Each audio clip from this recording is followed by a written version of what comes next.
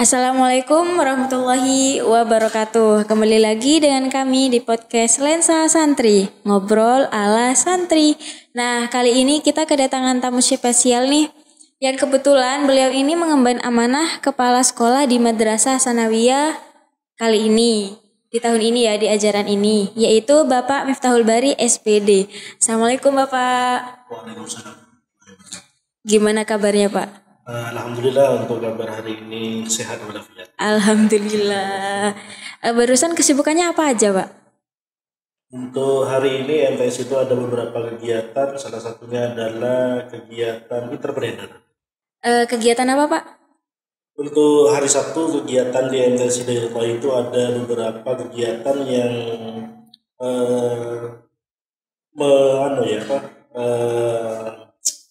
nyambung dengan visi dan misinya MTS Hidayatullah, yaitu entrepreneur. Nah, visi misi MTS Hidayatullah itu apa Pak? Visi dan misi MTS Hidayatullah itu tidak terlalu tinggi sih, cuman salah satu dari misi kita ingin mencetak siswa dan siswi yang berakhlakul karimah, dan siswi dan siswa kita itu bisa untuk entrepreneur. Kalau visinya MTS Hidayatullah itu MTS Hidayatullah entrepreneurship dan berbasis sufi. Itu aja. Itu saja. Berarti sesuai banget dengan visi misi pesantren ya Pak ya? Karena memang dari pesantren, kita adalah turunannya dari pesantren, jadi kita harus bersinergi antara pesantren dengan lembaga dengan pesantren. Jadi antara lembaga dengan pesantren harus ada sinergi yang sangat kuat. Iya sih, betul sekali. Nah, Bapak ini masuk di pondok pesantren ini tahun berapa Pak? Saya ada di Pondok Pesantren Islam Salafi Abu Zairi ini tahun 2014 akhir. Artinya tahun 2014 di semester 2 baru ada di sini sampai saat ini. Berarti sudah berapa tahun? Sekitar 9. Hampir 10 tahun ya Pak ya? Hampir. Masya Allah. Alhamdulillah. Terus gimana nih rasanya Pak mengemban amanah baru menjadi kepala sekolah Madrasah Sanawiyah 2 tahun ajaran atau 3 tahun ajaran Pak? Kalau sesuai dengan adik-adik yang ada di pondok pesantren, insya Allah 2 tahun. 2 tahun ajaran ya Pak? Masa pengabdian 2 tahun. Untuk di Madrasah Sanawiyah saya sebagai kepala madrasah. Entah itu nanti bagaimana ke depannya, apa ada perpanjangan atau bagaimana, saya takdiman saja kepada pengasuh dan wakil pengasuh. Perkara nanti ada tambahan jabatan, artinya diperpanjang jabatannya, monggo. Kalau sekiranya itu dipandang akan ada perubahan atau sebaliknya nanti di akhir masa jabatan sekiranya tidak ada perubahan yang signifikan, mungkin cukup 2 tahun, tidak apa-apa seperti itu. Karena kan sesuatu yang saya jalankan ini merupakan perintah langsung dari pengasuh dan wakil pengasuh. Tergantung beliau-beliaunya nanti akan bertahan di 2 tahun apa nambah, kita masih belum tahu. Saya pribadi juga masih belum tahu seperti itu. Semoga lebih baik ke depannya ya Pak. Amin. Terus planning nih Pak ya, kan pasti kan setiap kepala sekolah, setiap orang aja nih ya Pak ya, memiliki planning itu ke depannya itu masing-masing itu berbeda. Planningnya Bapak itu untuk jangka panjang MTS ini apa, gimana Pak? Untuk MTS planning saya ke depannya tidak terlalu muluk-muluk ya. Sesuai dengan SKL yang ada di MTS, kapan hari kita sudah menyusun terkait itu.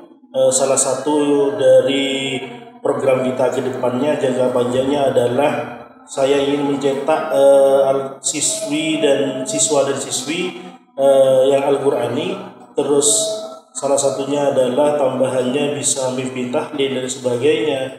Terus untuk entrepreneurnya yang sesuai dengan visi dan misinya MTS, ingin mengajarkan kepada siswa bagaimana caranya kita untuk berentrepreneur yang baik dan berentrepreneur yang bisa bersaing di luar sana seperti itu. Jadi lebih ke real life gitu ya Pak ya. Iya. Bukan hanya terpaku untuk ilmu pengetahuan pendidikan secara apa ya Pak ya. Pengetahuan saja tapi harus langsung dengan praktiknya Ya, gitu. betul. Kita tidak hanya mengajarkan ilmu pengetahuan saja, tapi kita memberi suatu motivasi atau bekal kepada anak-anak itu bagaimana nanti hidup di masyarakat. Jadi kita bekali itu bukan cuma sekedar ilmu belajar IPS, ilmu belajar tentang ilmu pengetahuan alam, terus tentang sejarah dan sebagainya, tidak seperti itu. Tapi kita ingin membekali kepada anak-anak kita itu bagaimana kita bermasyarakat, bagaimana kita menjaga sopan santun di masyarakat dan di lingkungan terutama seperti itu. Karena kalau sosial, tingkah laku dan kesopanan itu saya rasa yang lebih banyak dipakai di masyarakat nantinya. Maka kita dari itu, kita sebagai Dewan Guru semuanya menggembleng hal itu sebagai bekal anak-anak. Pengetahuan juga kita bekali, cuman tidak pas sepenuhnya kita bekali dengan pengetahuan yang ada di pelajaran saja, lebih kepada sosial yang ada di masyarakat, bekal untuk bagaimana kita untuk berentrepreneur yang baik. Nah, untuk mencapai tujuan seperti itu ya Pak ya, pastinya kan ada tuh siswa atau siswi yang kalau sekarang itu sebutannya introvert.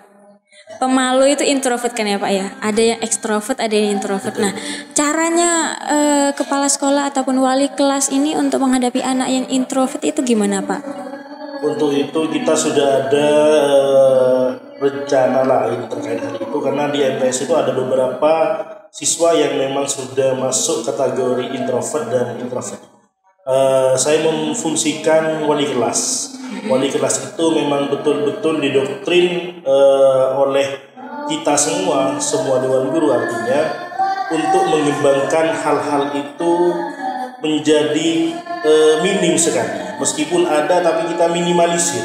Apa langkah-langkahnya? Kita adakan tambahan-tambahan motivasi, tambahan-tambahan pembelajaran seperti itu, lebih kepada les privat seperti itu.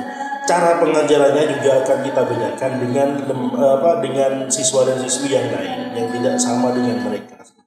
Karena di lembaga MTS ada 1-2 orang ada yang seperti itu. Tapi untuk semester 2 saya rasa introvert dengan introvert itu sudah tidak ada di MTS. Saya usahakan secepatnya itu tidak ada seperti itu. Karena apa ya? Mereka sendiri juga gimana ya, untuk menyamakan dengan teman-temannya susah. Iya Pak, susah kalau introvert itu Pak. Ya itu, makanya kita ambil langkah yang sekiranya lebih intent lagi kepada mereka. Kadang hal-hal seperti itu ada ada sebab, ada pengaruh kecil ya Pak ya. Betul. Oh iya benar sih Pak.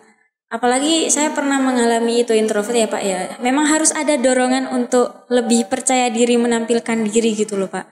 Jadi kalau dulu itu kan biasanya itu ya Pak ya, yang introvert itu malah ya sudahlah, introvert ngapain ikut lomba, ya sudahlah introvert dia pemalu, gak usah ikutin ini itu. Nah terus kesan pesan nih untuk atau pengajar atau pelajar yang masih memiliki prinsip pemikiran seperti itu gimana Pak?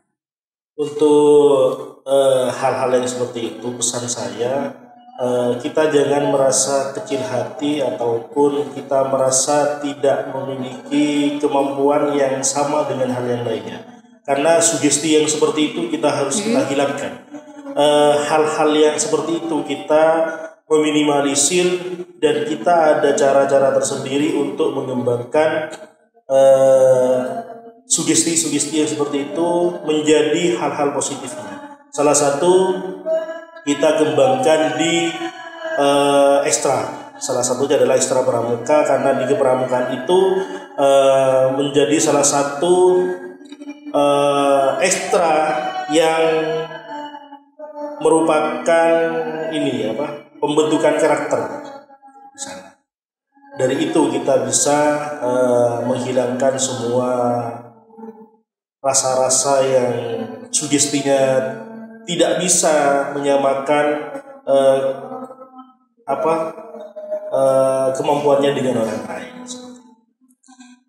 Terus kalau seandainya nih ya Pak ya, anak itu tidak mau, udah terlalu nyaman dengan dunia introvertnya itu Pak. Tapi dalam hati kecilnya itu pasti ada keinginan untuk ingin maju gitu loh Pak. Pasti. Sebenarnya mereka itu ingin juga sama halnya dengan yang lainnya. Cuman rasanya itu mereka tidak berani dan tidak pede pada dirinya sendiri. Ya, makanya benar, kita kurang percaya mengetuk diri. hati itu dengan sentuhan, dengan beberapa dewan guru yang sekiranya dianggap oleh siswa itu, oh dia bisa dengan saya percaya kepada dewan guru. Kita pendekatannya seperti itu, pendekatan personal masing-masing dewan guru kepada siswi dan siswa tersebut. Kesan pesan nih Pak untuk anak yang introvert biar ada giroh semangat untuk menampilkan diri, percaya diri gitu loh Pak.